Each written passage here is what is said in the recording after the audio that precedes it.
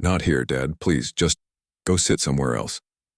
Those were the words my daughter spat at me that night in the restaurant, her hand waving me away as if I were some stranger begging for scraps. My knees locked, my chest burned, and I felt the stares of everyone around us. Forks frozen mid-air, whispers spreading like wildfire. My grandson giggled, not understanding, while my son-in-law smirked behind his glass of wine.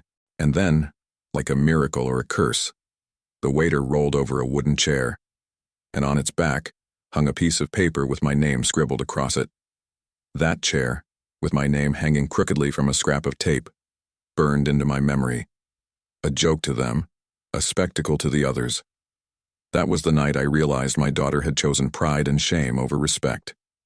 What could a man like me do, standing there with dignity stripped away? You'll see what I did next. I stood frozen by the table, the cheap leather of my shoes sticking against the tiled floor as if the room itself wanted me nailed in place. My daughter, Rachel, wouldn't meet my eyes. She busied herself straightening the napkin on her lap, her gold bracelet clinking as though announcing her importance. She used to sit on my shoulders at baseball games, begging for hot dogs. Now she couldn't spare me a chair at her own family's dinner. The waiter was a young man with curly hair and a polite but nervous smile. When he carried that chair, scraping its legs against the floor, people turned. On the back, taped hastily, was a folded piece of receipt paper. My name, Edward, written in bold black marker. My name had never looked so small. "Sir, here's your seat," the waiter said softly, trying to ease the tension. But the damage was done. My daughter shifted uncomfortably. Her husband cleared his throat. And a few tables over, a woman shook her head at me with pity. I lowered myself onto that chair, my hands trembling. I've stood before boardrooms, spoken at funerals, even given sermons at the little Baptist church down on Pine Street. But I had never felt so naked, so unwanted, as I did sitting on a chair branded with my own name. Like a lost item someone had turned in at the counter. Rachel finally spoke, her voice sharp. "Dad, it's just... This was supposed to be a family dinner. Intimate. You showing up without telling me. I wasn't invited." I interrupted. My voice cracked, but I forced the words steady. I wasn't invited to my own daughter's birthday dinner. Her husband, David, leaned back with that smug posture I'd come to hate. He was a man who measured his worth by the shine of his watch and the size of his mortgage. "Edward, you know how Rachel feels. These dinners are different, just the four of us." The four of them, Rachel, her husband, my grandson Noah, and my granddaughter Lily. I had raised Rachel alone after her mother passed, scrubbing motel bathrooms and stocking shelves at the grocery just to put food on the table. And here I was, excluded from the family I helped build, made a joke of by a chair with my name on it. The food arrived. Plates of steak, salmon, garlic potatoes, buttered asparagus. I smelled the garlic, heavy and warm, and my stomach growled. They didn't wait for me. Not a single prayer. No pause for respect. Forks clinked. Wine glasses touched. Laughter filled the air. My grandson wiped his mouth with his sleeve and asked, "Grandpa, why do you have your own chair?" Rachel hushed him, her cheeks flushed with embarrassment. But the boy's words cut through me. Why indeed? I sat there, cutting into the bread basket the waiter had silently placed before me, each crust dry and tasteless in my mouth. My hands shook so much the crumbs scattered across the table. Rachel's eyes flicked toward me, cold, like a woman watching a stranger she wished hadn't shown up. I remembered when she was 12, sitting on our porch in Memphis, her face streaked with tears after a schoolyard fight. She had clung to me, saying, "Dad, promise me you'll never leave me. You're all I've got." I had sworn it, and I had kept that promise. But now she was the one leaving me, not with distance, but with humiliation. Halfway through the meal, David leaned forward, whispering loudly enough for me to hear, "Maybe next time, Ed. Just give us some notice. Yeah, it gets awkward." Awkward. That word rang in my ears like a curse, as if I were the stain on their perfect picture.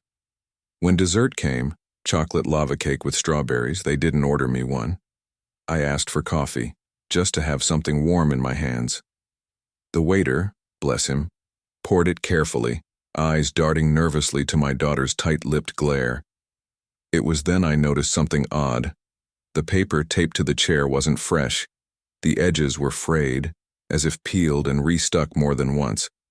My name had been written days ago, maybe weeks. That meant this wasn't improvised. The chair had been waiting for me. A chair reserved for the old man they didn't want at the table.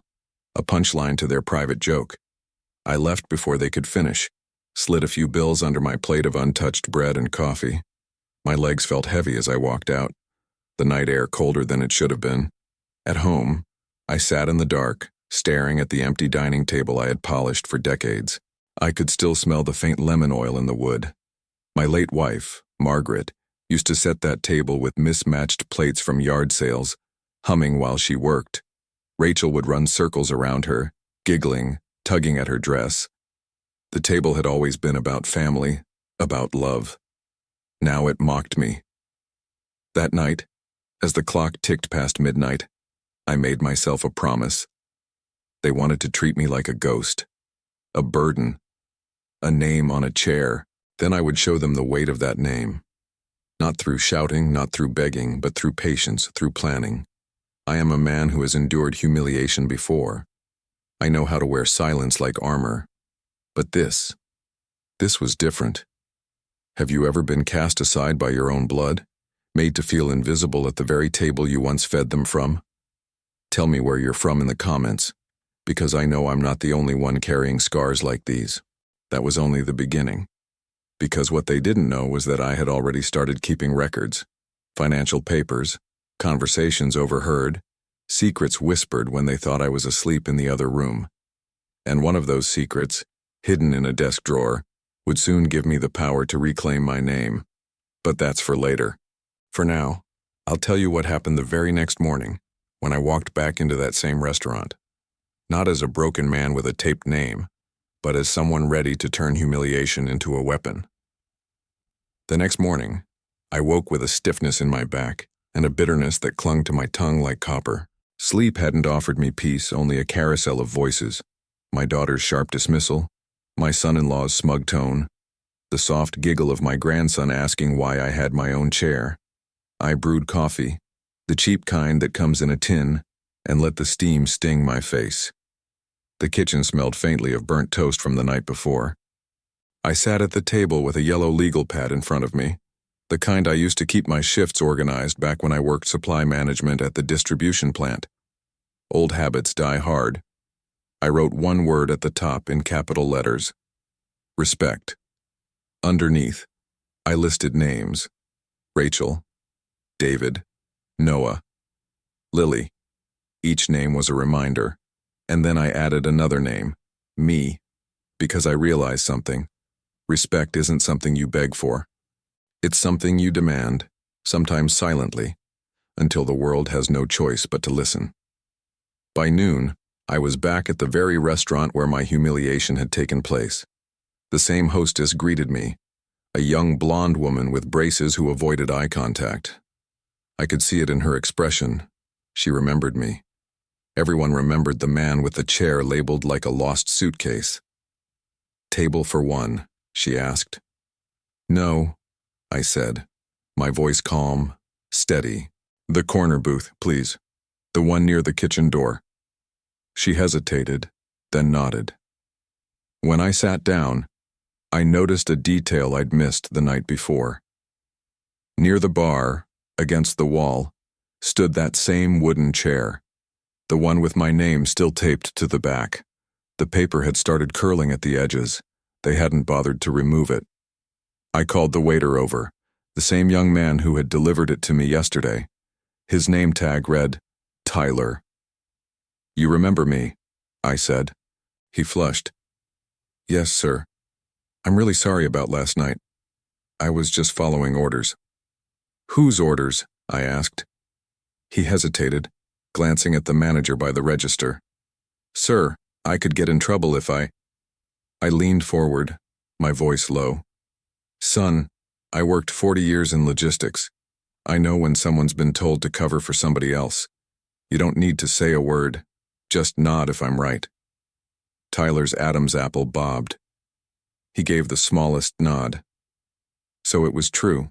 That chair had been prepared. Someone had told them to put my name on it, to humiliate me if I dared to show up, that someone could only be Rachel or David. I sipped my coffee slowly, letting the bitterness curl across my tongue. Tyler shifted uncomfortably before blurting, "Sir, if it means anything, I thought it was wrong.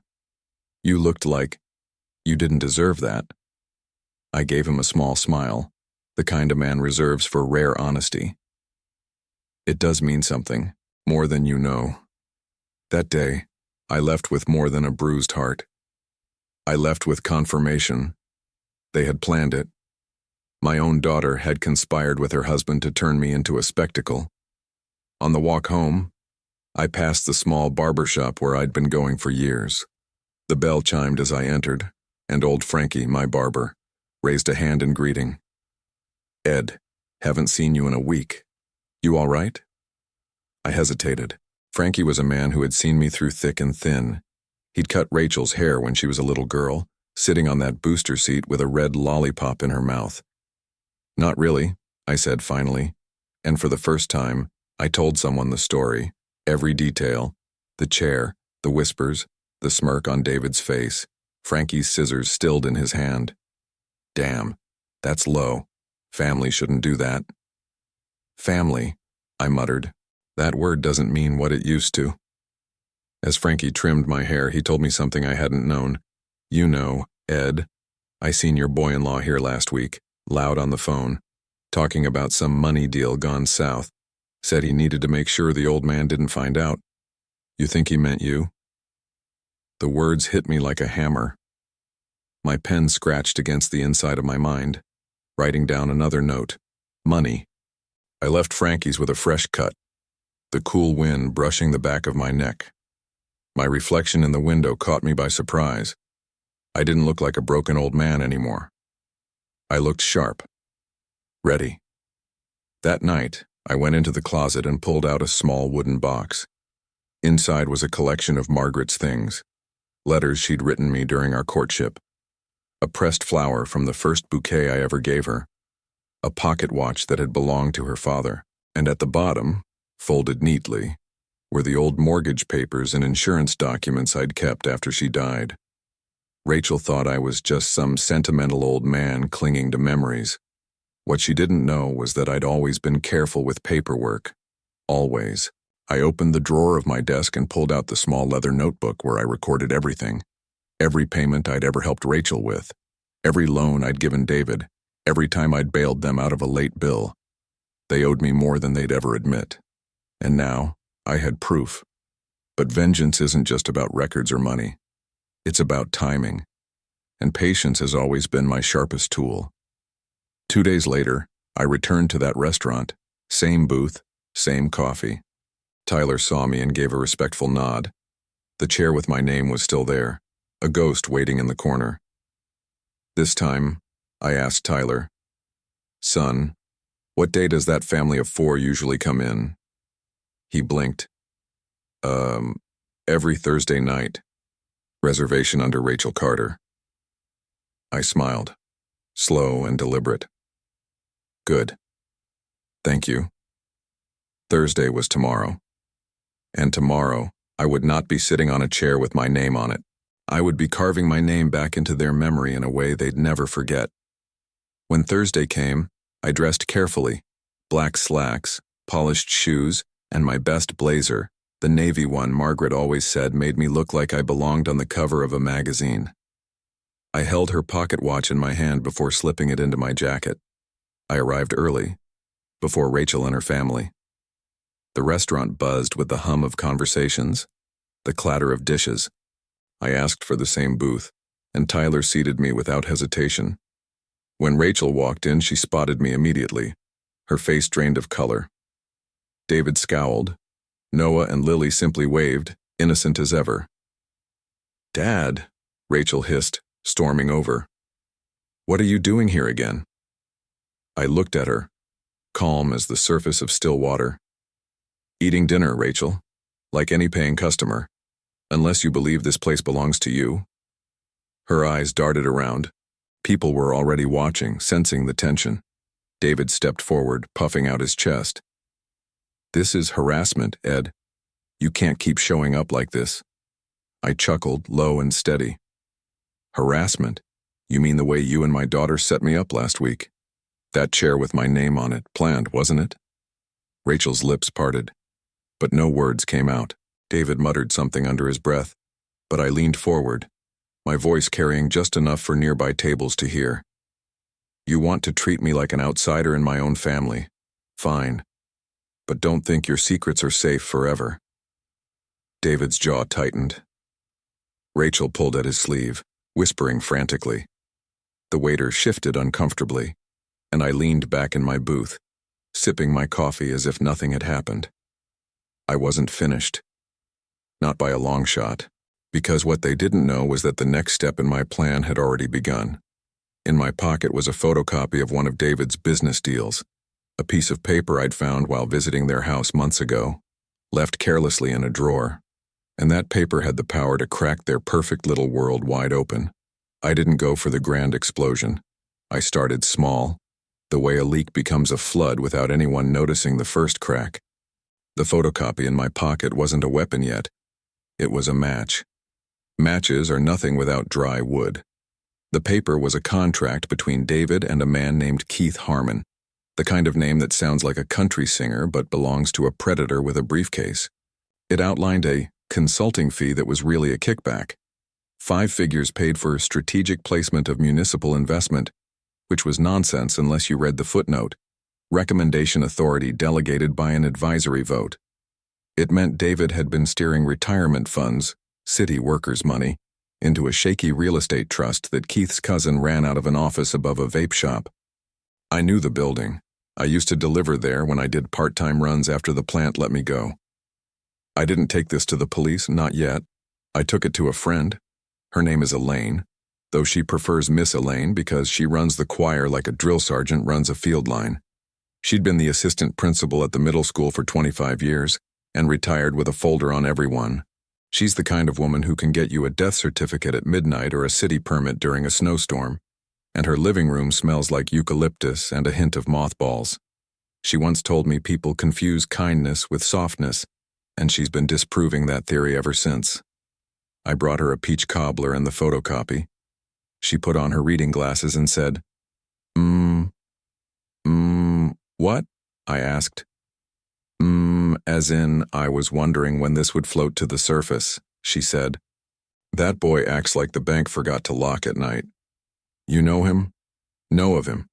My nephew works down at the credit union, says David likes to talk real loud about things that don't need talking, says he's got a habit of being where conversations are expensive. Miss Elaine has a way of making truth sound like scripture. She tapped the paper. This won't put him in prison, but it'll make him sweat. I assume you're not after bars. I'm after clarity, I said. And respect. She pursed her lips. Then you'll want to be surgical. Where are you trying to land the blow? At the dinner table, I said. The same one they used to humiliate me.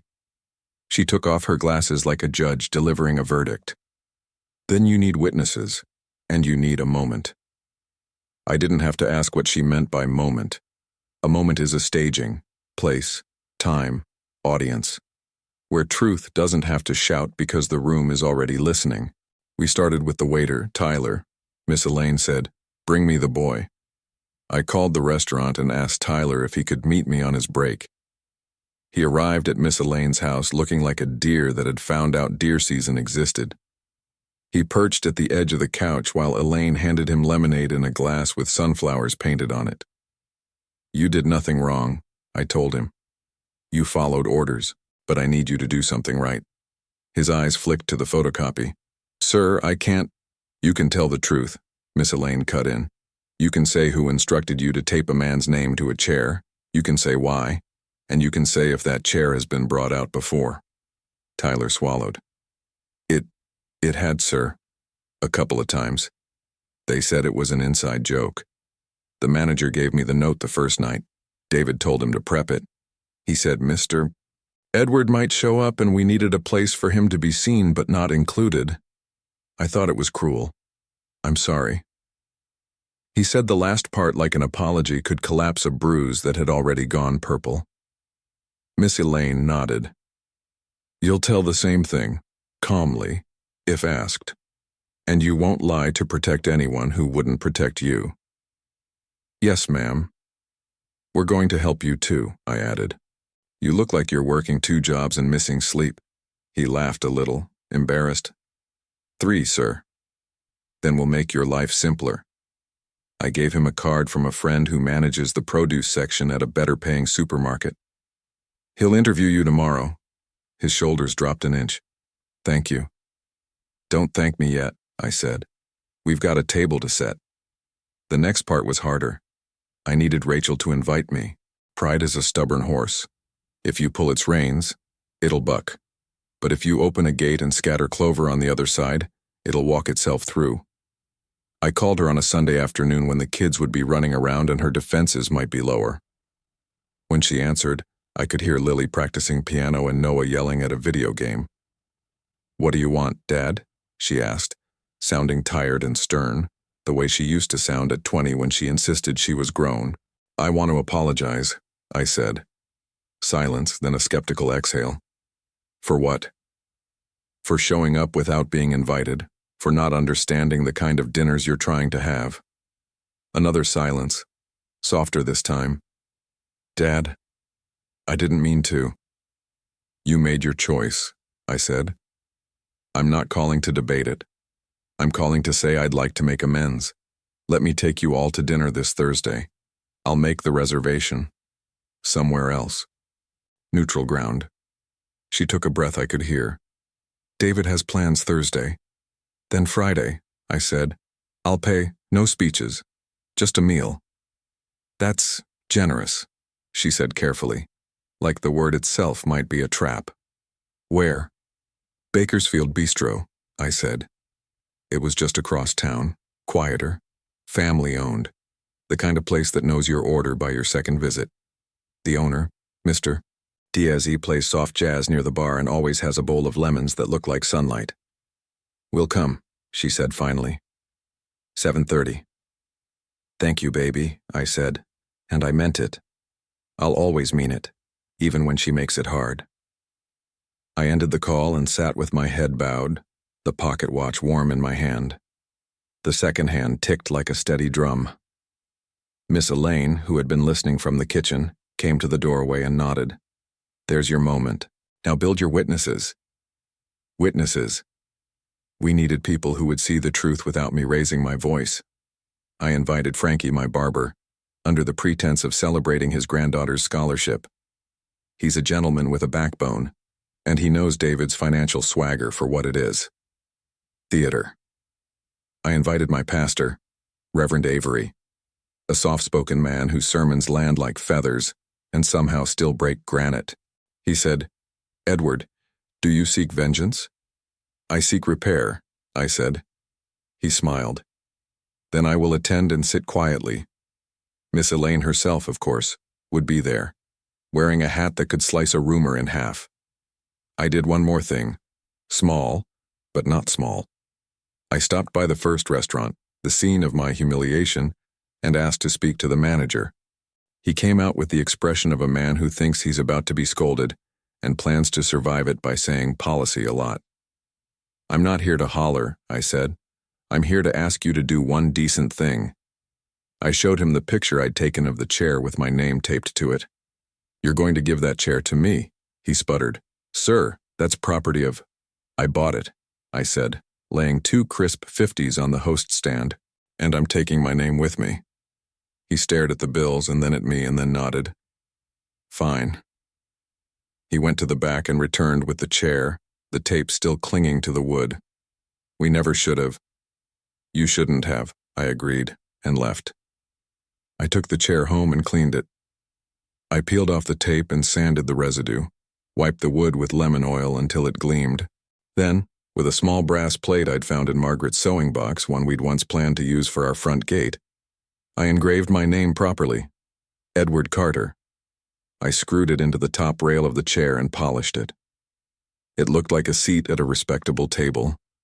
It looked like a place to belong. Friday arrived with a sky the color of nickel, heavy clouds that never quite broke. I dressed carefully again, the navy blazer, a white shirt, polished shoes. I carried the chair in the trunk of my car wrapped in an old quilt like a precious instrument. At Bakersfield Bistro, Mr. Diaz greeted me with a two-handed shake.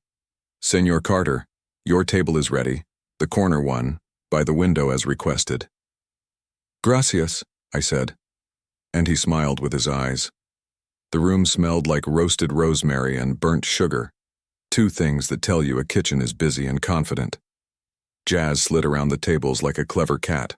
I placed my chair at the head of the table before anyone arrived. The brass plate caught the light. It looked proud without shouting. Guests filtered in, Frankie with a tie that matched his socks, Miss Elaine with her hat and a gloved hand resting on a cane she didn't actually need, Reverend Avery in a gray suit that had seen 4 decades and refused to be out of style. Tyler slipped in through the side door 10 minutes later, eyes bright with nerves. He'd gotten the new grocery job. His shoulders had found a 2nd inch of rest. "Just breathe," I told him. "You'll only speak if spoken to." He nodded. "Yes, sir." Then Rachel came in. She saw the chair first. Her eyes blinked as if they had caught dust. David followed, his smile practiced, his hand on the kids' shoulders like they were campaign props. Noah waved. Lily ran to hug me, and I met her halfway, because the sins of the parents do not contaminate the hugs of a child. "Dad?" Rachel said slowly. That's your name." "Yes," I said. "Tonight I sit where my name belongs." David's smile tightened. "Nice chair, Ed. You bring your own furniture often?" "Only when the house has a history of bad seating," I said, and Frankie coughed to hide a laugh. We sat. Mr. Diaz sent complimentary warm bread with whipped butter that tasted like a good memory. Conversation was stiff at first, the way knees are after a long car ride. I didn't push. I let the table relax around the food, lemon chicken with capers, braised short ribs, a salad that snapped green and clean, Lily's spaghetti with a meatball the size of a small planet. Halfway through, when people stop guarding their faces and start reaching for the salt without apology, I lifted my glass. "To my daughter," I said, "who grew from a girl with skinned knees into a woman with a house full of light. To my grandchildren, who make noise like it's their job. To David, who—" I paused, let the pause be seen, "who has built a life with my child. And for that, I will always owe him something. And to the table," I added, touching the wood with my fingers, "where we learn who we are." Rachel's eyes were wet around the edges. She whispered, "Thank you, Dad." "And one more toast," I said. "To names. May we never forget their weight." David smirked. "Are we doing poetry now?" Miss Elaine turned her head an inch, and somehow the hat did the rest of the talking. I set my glass down and slid an envelope onto the table. "David," I said, "I found something of yours. Thought you might want to see it before anyone else does." He frowned and pulled out the paper. The moment he recognized it, he went the color of tap water. He set the paper down, then picked it up again, as if his hands didn't know what to do with guilt when it finally took shape. "What is this?" Rachel asked, a tremor in her voice. "It's nothing," David said quickly. "Old business. Not important." "It's municipal retirement funds," Miss Elaine said softly, "and a kickback consulting fee that would be frowned upon by anyone who collects a paycheck and expects it to be there next week." David shot her a look that would have withered a less experienced flower. Miss Elaine's hat did not flinch. "Where did you get this?" he asked me. "Your drawer," I said. "The one you never lock because you think locks are for people who have something to fear. You left it there when I babysat after Lily's recital. You were drunk. You asked me to fetch your phone charger and forgot I'm the same man who once managed logistics for half the county. Papers talk, I listened. Dad, Rachel whispered, why did you wait? Because timing is as important as truth, I said. He tried for indignation. So this is blackmail?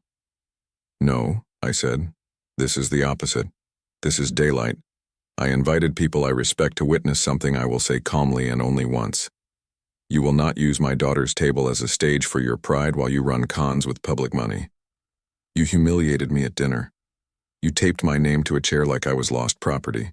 Tonight, I inscribed my name where it belongs and returned the favor you understand best. Clarity in front of an audience. He laughed, but it sounded like a cough. You think anyone will care? This is paperwork, technicalities. That word, Reverend Avery said, his voice barely above conversation, has carried many men to ruin. Technicalities. David stood abruptly, the chair legs barking against the floor. Noah jumped. Lily put her hand in mine. Rachel looked at her husband like she was seeing the outline of a building after a storm. The frame still there, the roof gone. Is it true? She asked, not taking her eyes off him. Baby, he began, smoothing his tie. When you're trying to make money, sometimes you... Is it true? She repeated. He swallowed. It's not illegal. Not the question, Frankie said, but it is dirty. Mr. Diaz, I called gently. The owner glided over like he'd been orbiting our table on purpose. Would you mind calling Officer Danforth? He's a friend who lives 2 blocks away. Ask him to come by in plain clothes. I'd like him to glance at a document, off the record. Of course, Senor Carter, Mr. Diaz said. He didn't ask why. Respect removes the need for why sometimes. David's eyes widened. You can't. I can, I said, and I will. But not to arrest you. To warn you. You have 48 hours to resign from anything resembling authority over public money, to repay what you skimmed, and to apologize to my daughter for lying to her face about who you are at the table. He opened his mouth, but I held up a hand. In those same 48 hours, you will also apologize to me for the chair. You will apologize to the staff who carried out your petty cruelty. And you will bring Tyler here. I gestured to the young man who shifted in his seat and looked like he wanted to fold into a breadbasket. A letter of recommendation for his new job because it's the least you can do to a kid you used like a prop. Silence isn't always empty. Sometimes it's stuffed with everything. The table breathed. The jazz track slipped into a sax solo that sounded like a night train passing through. Rachel whispered, Dad, why didn't you come to me first? I looked at her and told the truth I never wanted to say. Because you stopped listening to me, I became noise in your house. And men like him, I didn't point, I didn't need to. Count on that. She blinked, and for a moment I saw the 12-year-old on the porch with skinned knees, the girl who wanted hot dogs and safety. Then she straightened her spine. David, sit down. He didn't. He reached for the paper as if swallowing it could erase ink. I put my hand on it first.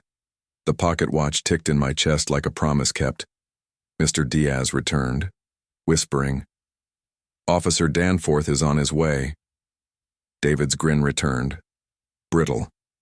You'll ruin your family's name over a misunderstanding. I glanced at my chair's brass plate. No, I'm repairing it. He scoffed and turned to Rachel. Are you going to let him do this? This is your father making a scene. Rachel inhaled, and the room waited on her lungs. When she spoke, her voice was careful, like a surgeon. The only scene I see, David, is my husband, explaining why he taped my father's name to a chair. The words landed without my help. Power moves differently when it's not yours alone. Officer Danforth arrived 5 minutes later in jeans and a windbreaker. He's built like a refrigerator that learned manners. He greeted Mr. Diaz, shook my hand, and asked to see the document. He read it twice, lips moving the way cops' lips move when they translate the language of crime into the dialect of consequences. "This isn't enough for cuffs," he said softly. "But it's enough for calls. It's enough for a reporter to ask questions you don't want to answer." David opened his mouth to argue, but Danforth continued. "And combined with the right testimony, the right bank statements, you'll be writing checks you can't cash." He handed the paper back to me. "You want me to file anything tonight?" "No," I said. "Not tonight." Danforth looked at David, then at me. 48 hours. 48, I said. He nodded and left as quietly as he'd come. The check arrived, and I paid it without fanfare. My hands were steady. The lemon oil smell from my chair's wood mingled with coffee when Mr. Diaz brought us dessert on the house, tres leches that tasted like forgiveness, or at least like the idea of it. As we stood to leave, Lily touched the brass plate. "Grandpa, can I sit in your chair next time?" "Yes, baby," I said. "Next time." Rachel lingered. Her eyes carried too many storms to count. "Dad, I'm sorry. For the chair. For—" She shook her head. "For not hearing you." "Sorry is a beginning," I said, "not an ending." She nodded. "Will you come by the house tomorrow, just you and me? No kids, no David." "I will," I said. I didn't look at David. I didn't need to. We walked out into the nickel sky. The air tasted like rain that wouldn't fall. Tyler pulled me aside near the curb and whispered, "I didn't know it could feel like this, telling the truth." "It always feels like this," I said. "You just forget until you try." He started to say something else, but a car door slammed across the lot. David stood by his sedan with his phone at his ear, his voice a hiss that carried, "Keith, we have a problem." I didn't need to hear the rest. The match had met dry wood. Back home, I carried the chair inside and placed it at the head of my table. The brass plate glowed in the lamplight. I set Margaret's pocket watch beside it and poured myself a small glass of bourbon. The first sip burned and then settled, like a warning turning into warmth. I slept without dreams for the first time in weeks. Morning arrived with rain finally keeping its promise. It tapped the windows like a polite visitor. I brewed coffee, buttered toast, and read the local paper while the sky wrestled with itself. On page 3, a small headline, "City Advisor under scrutiny for conflicts of interest." No names yet, but names were coming. They always do, like thunder after lightning. My phone buzzed. "Rachel." "Can you come now?" she asked. Her voice was frayed. I grabbed my jacket and the folder, a thicker one now, filled with notes and photocopies and the names of people who'd see daylight as clearly as I did. As I stepped out, the rain let up, and the world smelled like wet concrete and second chances. I drove in silence. The windshield wipers marked time. My hands rested easy at 10 and 2, a soldier on parade. I pulled up to Rachel's house, the one with the flower beds that were always too neat because chaos had to be hidden somewhere. Her car was in the driveway. David's wasn't. She opened the door before I knocked. Her eyes were stripped of makeup and pretense. She led me to the dining room, where the table sat like a witness waiting to be sworn.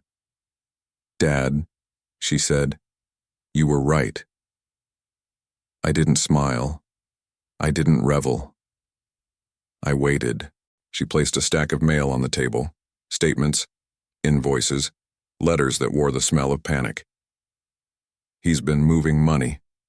We're not okay." Her hands trembled. "I don't know how to fix it." "You will," I said. "But first, you have to see everything." I opened my folder. I laid the papers out like a map through a bad neighborhood. Rain ticked on the windows. Somewhere in the house, the piano answered with a single wrong note, like a question. I took a breath, ready to tell my daughter the whole truth, line by line, steady and unhurried. And then the front door opened, without a knock, and David's voice carried into the house like the return of a storm that had changed its mind. "You two need to hear me out. he said, stepping into the dining room with a look that was half apology, half threat. His shirt was damp from the rain, and his eyes were bright with something that didn't look like surrender. He closed the door behind him carefully, without a bang, and laid a flash drive on the table between us. A tiny silver blade. "What's on that?" he said. "We'll change everything you think you know. About me. About Keith. About your father's name." The rain stopped listening to itself. The house held its breath. My pocket watch ticked, measured, indifferent. I stared at the flash drive, then at the man who had taped my name to a joke. Some truths slice both ways when you finally pull them from their sheaths. I reached for the drive, feeling the old and the new grind against each other like tectonic plates, and what I found when I plugged it in would redraw the map and move the battlefield to a place none of us expected. David placed the flash drive on the table like it weighed more than a pistol.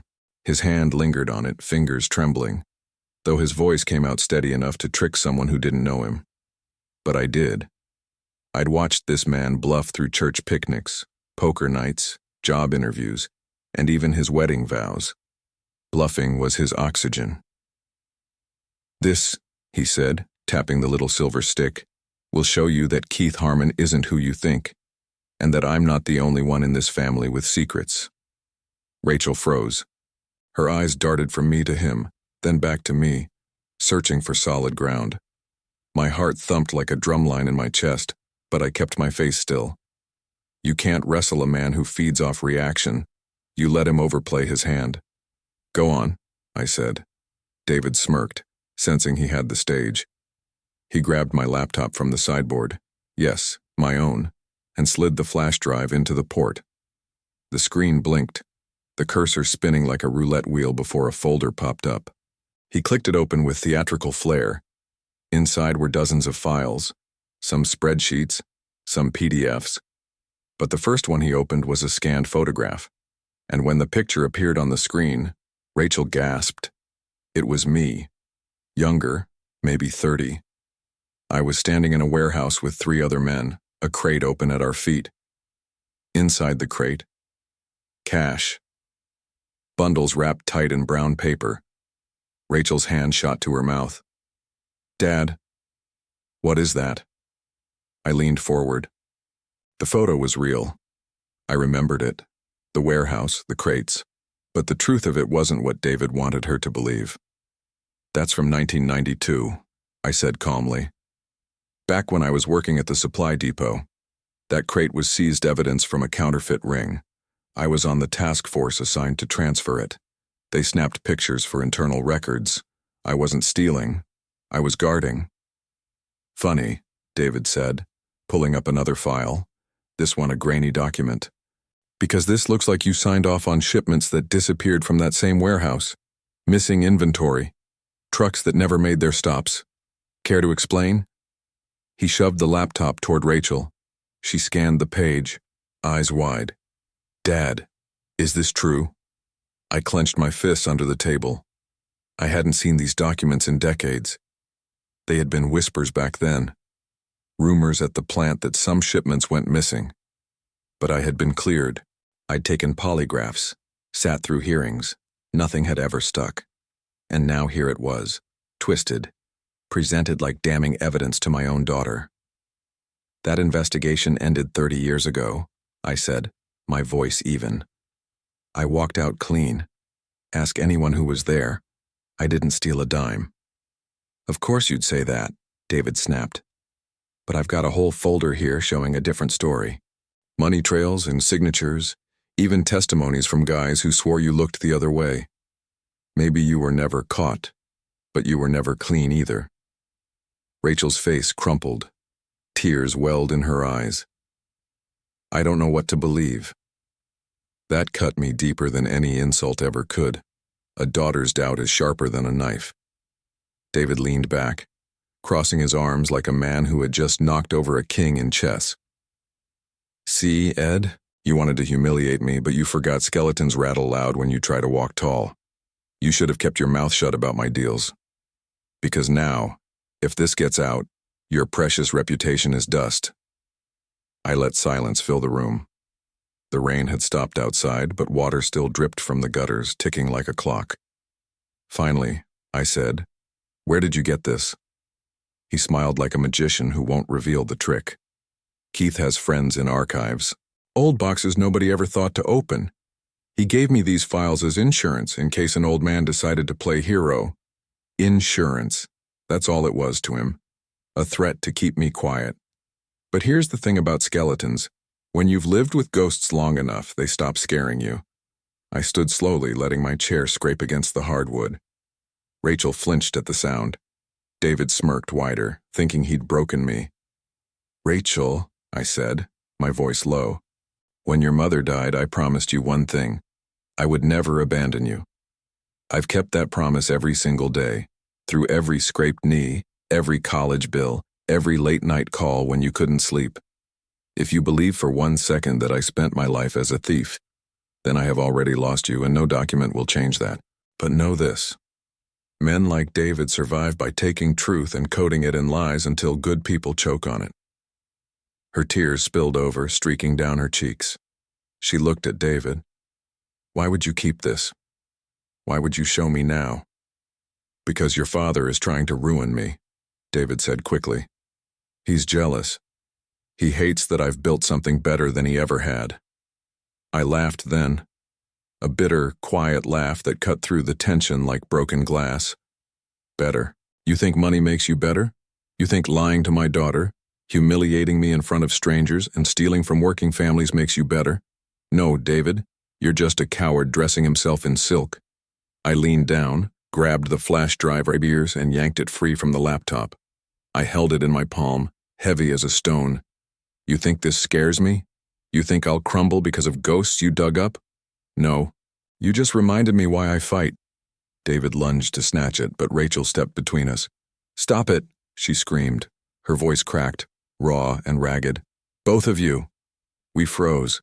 The kids had crept halfway down the stairs, eyes wide, peeking through the railing. Noah clutched Lily's hand. Rachel turned to David, her chest heaving. "You humiliated my father. You dragged this family into filth, and now you want me to believe he's the villain. Not you. Not the man I married." David tried to speak, but she cut him off. "Get out." "What?" His voice faltered. "Get out of my house," she said. "Right now." The silence that followed was thicker than smoke. David's face twisted, anger breaking through his polished mask. "You'll regret this, both of you." He grabbed his coat and stormed out, slamming the door so hard the windows rattled. The sound of his car tearing out of the driveway lingered long after he was gone. Rachel collapsed into the nearest chair, sobbing into her hands. I placed the flash drive gently on the table and sat across from her. The weight in my chest was unbearable, not because of David's threats, but because my daughter had looked at me and said she didn't know what to believe. That wound would not heal quickly. "Dad," she whispered through her tears, "if there's anything true in those files, tell me now." I looked her in the eye, steady and unflinching. "I have never stolen from anyone, Rachel. Not once. If I had, I wouldn't have been able to look your mother in the eye. I wouldn't be able to sit here with you now. Those files are lies wrapped around pieces of truth, twisted to look like guilt, and I will prove it." She nodded slowly, her breath uneven. "Then prove it. Please, because I can't take another lie." I reached across the table, took her trembling hand, and squeezed it. "I will." But even as I said the words, I knew the battlefield had shifted. It wasn't just about David's corruption anymore. It was about my name, my legacy, and whether I could cleanse the stains that others were trying to paint on it. That night, I didn't sleep. I sat at my kitchen table with the flash drive plugged into my laptop, combing through every file, every document. Most of it was smoke, half-truths, old rumors, things long disproven. But some of it was dangerous, because truth can be bent without breaking, and if bent enough, it looks like a lie. At 3 a.m, I found something that made my blood run cold. A file labeled Ledger 1992. It wasn't about me. It was about Keith. Transactions, names, accounts, and at the bottom, one signature, David Carter. The fool had tied his own rope 30 years ago, back when he was barely out of high school. He'd been Keith's errand boy long before Rachel ever met him. The warehouse photos, the missing shipments, they weren't mine. They were his. I leaned back in my chair, the glow of the screen painting the room pale blue. My name wasn't the one stained in those files. His was. The flash drive wasn't a weapon against me. It was a confession. I closed the laptop and looked at the chair with my brass plate, my name gleaming in the lamplight. The war had changed. It wasn't just about humiliation anymore. It was about history, about rewriting the lies before they hardened into truth. And the next move would require more than patience. It would require fire.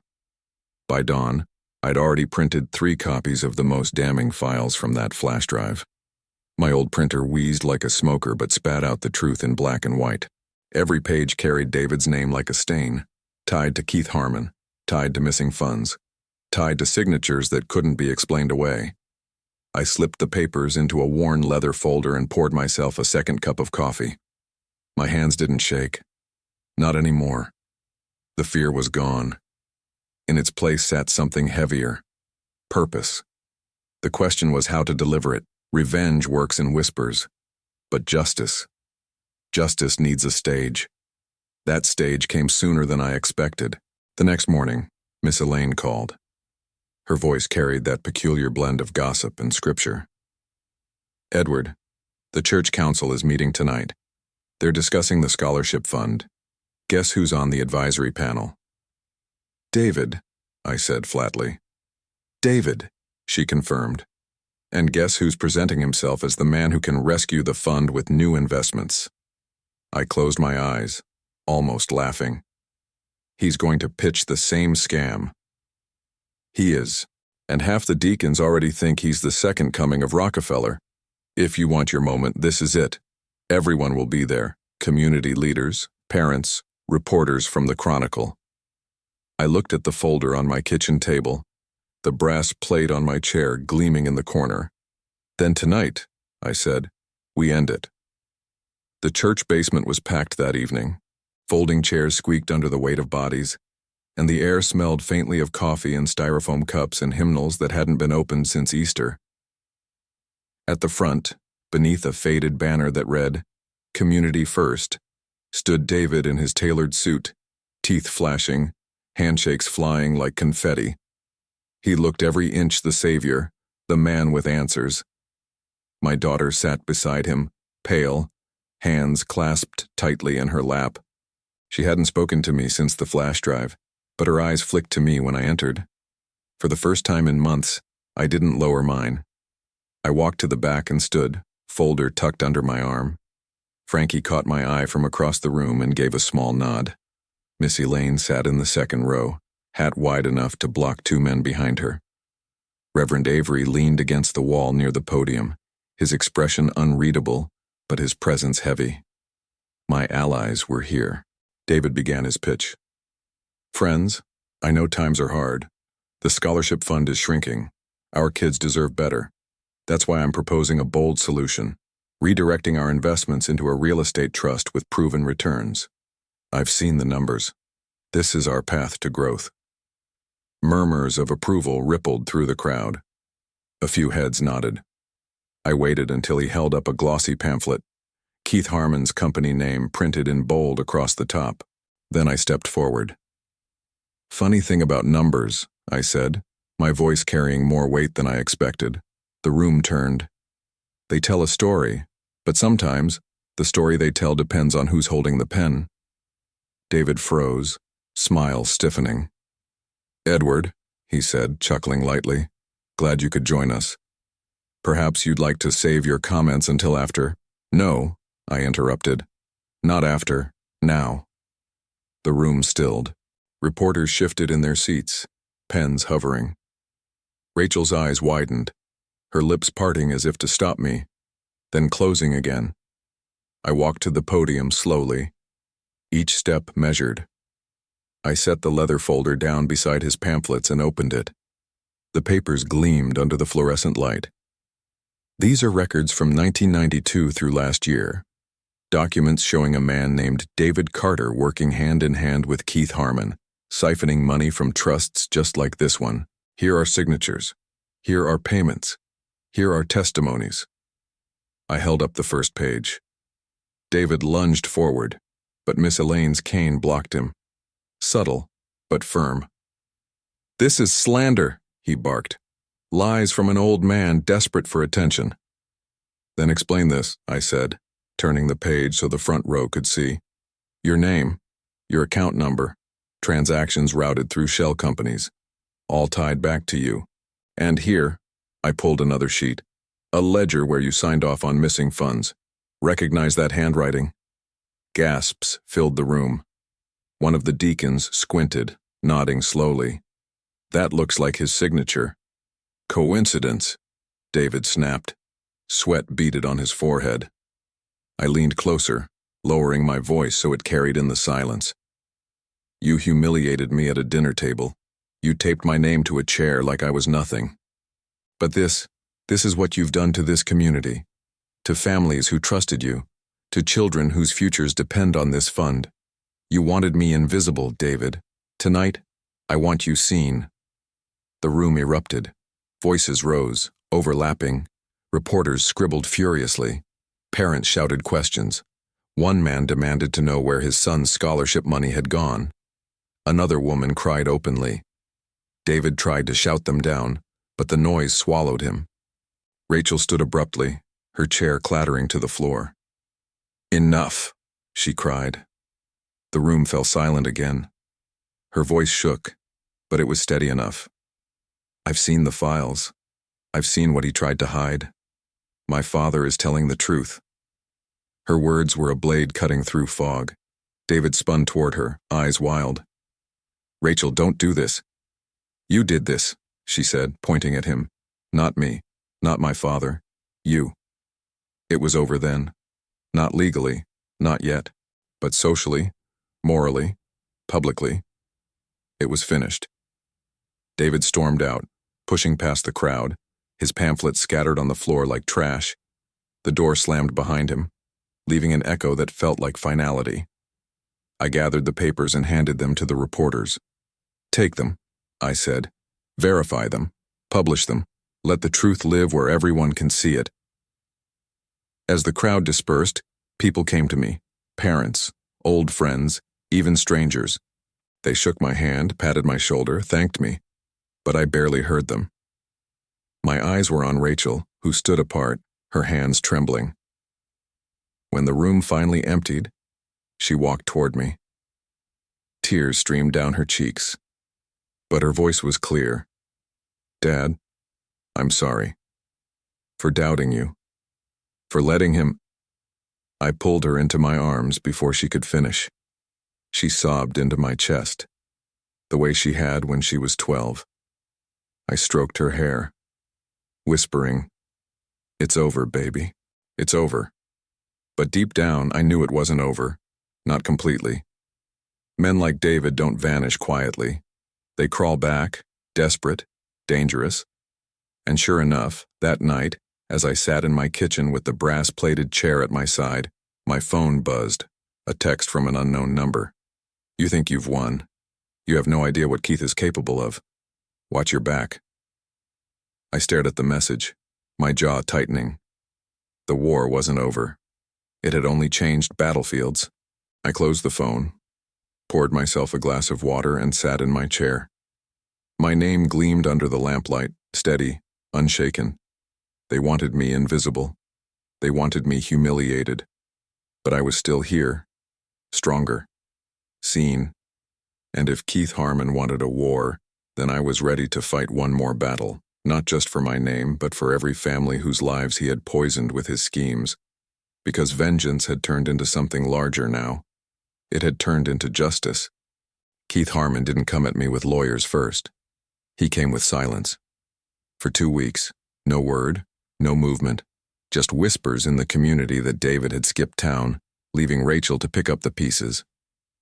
Then one night, as I locked up my porch, a black sedan slowed at the curb. The window rolled down, and a voice called, "Mr. Carter, we should talk." I knew it was Keith before he even stepped out. He was older than I expected. Tall, sharp suit, eyes like knives dulled by greed. He smiled, but it wasn't warmth. It was calculation. "You've caused quite a stir," he said, "but you don't understand the weight of what you've touched. Those papers, they're nothing compared to what stays hidden. You'll ruin your daughter's life dragging this out." I let him talk. Men like him think words can bend reality. When he paused, waiting for me to flinch, I pulled the brass-plated chair from my porch and set it between us. My name caught the moonlight. "This," I said, tapping the plate, "isn't just a chair. It's proof I don't vanish when people want me gone. You humiliated me through my family, but you won't bury me through fear. You want to silence me? Do it in front of the whole town. Because I'll bring this chair and these papers to every meeting, every newspaper, every courtroom until my name stands taller than yours." Keith's smile faltered. "You're a stubborn old man." "Damn right," I said. 2 days later, the Chronicle ran the story. Local investor scandal deepens, connections to city funds exposed. Keith's empire began to crumble. Audits, subpoenas, reporters circling like hawks. And David? He tried to slither back, swearing he'd been misled, that he was Keith's victim. But Rachel didn't open the door. Neither did I. The final blow came at a town hall. Parents, workers, retirees, everyone filled the room, demanding answers. Keith tried charm, David tried pity. I stood up with my folder in my chair. I told them everything. About the chair with my name taped in shame. About the betrayal.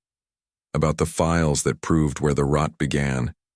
By the end, Keith was escorted out under police watch. David slipped out the side door, a shadow no one cared to chase. Rachel sat beside me, her hand on mine, tears in her eyes. "Dad," she whispered, "you gave me back the truth, and you gave me back you." I squeezed her hand. "I never left, baby. They just tried to make you think I did." At home, I placed the brass-plated chair at the head of my table. For the first time in years, Rachel and the kids sat with me, laughter rising, food passing, light spilling across faces that finally felt like family again.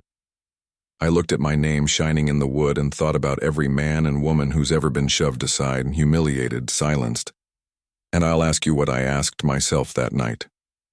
Would you fight to reclaim your place at the table, no matter who tried to take it from you?